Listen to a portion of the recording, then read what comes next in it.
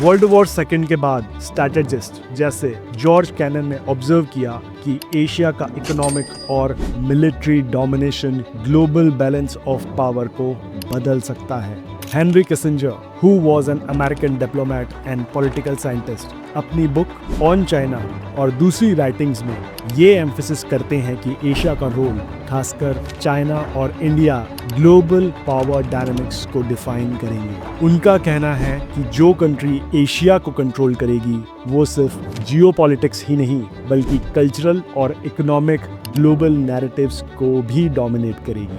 China and India. India and China. India and China. India, China. India and China are expected to complete the process of military disengagement across the line of actual control. Asia already दुनिया के आधे से ज्यादा global GDP growth में contribute करता है। ये दुनिया की सबसे बड़ी पॉपुलेशन का घर है, खासकर इंडिया और China. Asia critical trade routes जैसे स्ट्रेट ऑफ मलक्का और स्ट्रैटेजिक एरियाज जैसे साउथ चाइना सी को होस्ट करता है और अभी एशिया के नए rising hubs global tech landscape को भी रीशेप कर रहे हैं। एशिया का फ्यूचर किसके हाथ में होगा? एक तरफ है इंडिया, डेमोक्रेसी का चैंपियन, और दूसरी तरफ है चाइना, वर्ल्ड फैक्ट्री या यूं कहें ग्लोबल सप्लाई जायंट। ये दोनों देश सिर्फ नेबर्स ही नहीं बल्कि राइवल्स भी हैं। एक ऐसी राइवलरी जो सिर्फ बॉर्डर्स तक सीमित नहीं बल्कि ट्रेड, टेक्नोलॉजी और इन्फ्लुएंस तक फैली हुई है। आज हम बात करेंगे एक साइलेंट बैटल की, इंडिया और चाइना के बीच चल रही इस लड़ाई के पीछे और फ्यूचर पॉसिबिलिटीज पर। Segment 1, the border tensions. सबसे पहले और ऑब्वियस पॉइंट है बॉर्डर टेंशंस। इंडिया और चाइना के बीच 3488 किलोमीटर लॉन्ग बॉर्डर है जो लाइन ऑफ एक्चुअल कंट्रोल यानी LAC के नाम से जाना जाता है।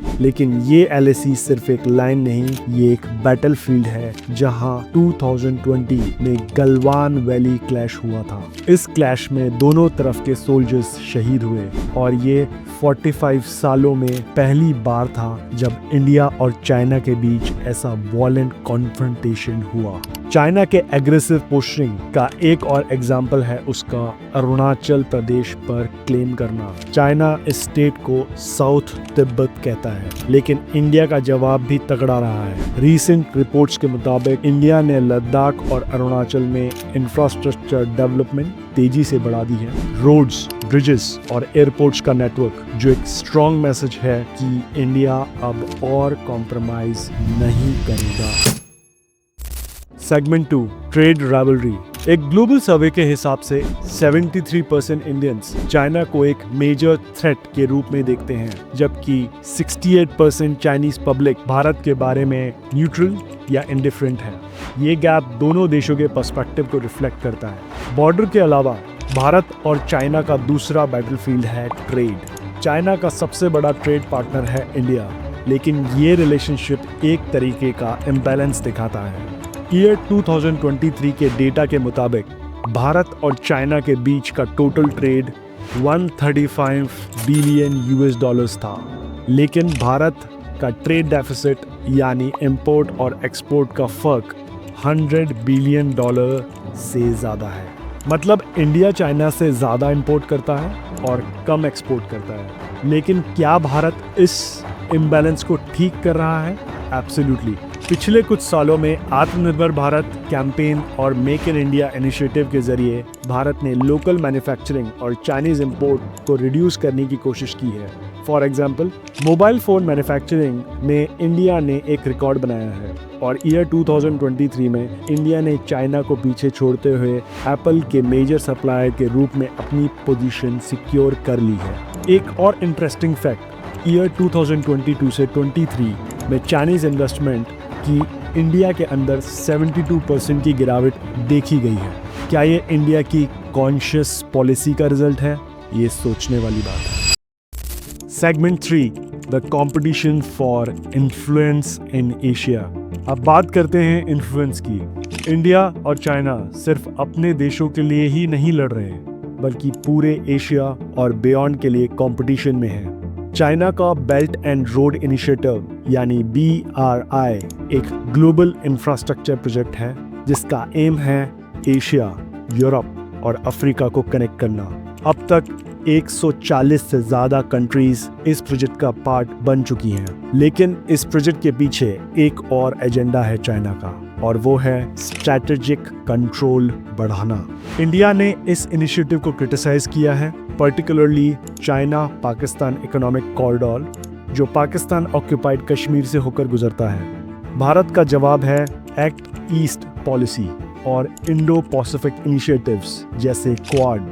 ये अलायंसेस जापान, ऑस्ट्रेलिया और यूएस के साथ मिलकर बनाए गए हैं, जो एक काउंटर स्ट्रैटेजी है चाइना के ग्रोइंग इन्फ्लुएंस को बैलेंस करने के लिए। ग्लोबल सर्वेस के मुताबिक 67% एशिया पैसिफिक कंट्रीज इंडिया को एक रिलायबल पार्टनर के रूप में देखती हैं, जबकि चाइना के लिए ये फिगर सिर्फ 43% है। इंडिया की सॉफ्ट पावर ये दिखाता है कि इंडिया अपने सॉफ्ट पावर और डेमोक्रेटिक वैल्यूज के जरिए ट्रस्ट बिल्ड कर रहा है।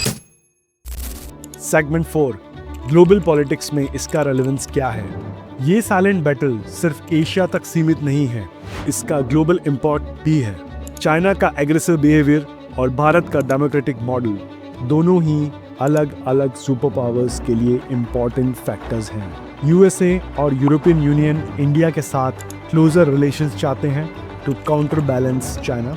वहीं रशिया चाइना का क्लोज अलाय है, लेकिन वो इंडिया के साथ भी अपने डिफेंस और एनर्जी टाइज को मेंटेन करना चाहता है। रशिया का इस पर डुअल स्टैंस है। एक रीसेंट रिपोर्ट के मुताबिक 2023 तक इंडिया की जीडीपी ग्रोथ 6% से ज़्यादा है, जो चाइना के 5% ग्रोथ रेट से आगे है। क्या ये एक सिग्नल है कि इंडिया ग्लोबल स्टेज पर अपनी जगह बना रहा है? ये देखना अभी बाकी है। इंडिया और चाइना की ये साइलेंट बैटल एक ऐसे चैप्टर की शुरुआत है जो पूरी दुनिया के लिए सिग्निफिकेंट होगा। आपके हिसाब से किसका विजन एशिया का फ्यूचर शेप करेगा? इंडिया का डेमोक्रेटिक और इंक्लूसिव मॉडल या चाइना का अथॉरिटेरियन और एम्बिशियस अप्रोच? कमेंट्स में अपना ओपिनियन ज़रूर शेयर करिएगा, और अगर ये वीडियो पसंद आई हो तो लाइक, शेयर और सब्सक्राइब करना मत भूलिएगा। Thanks for watching.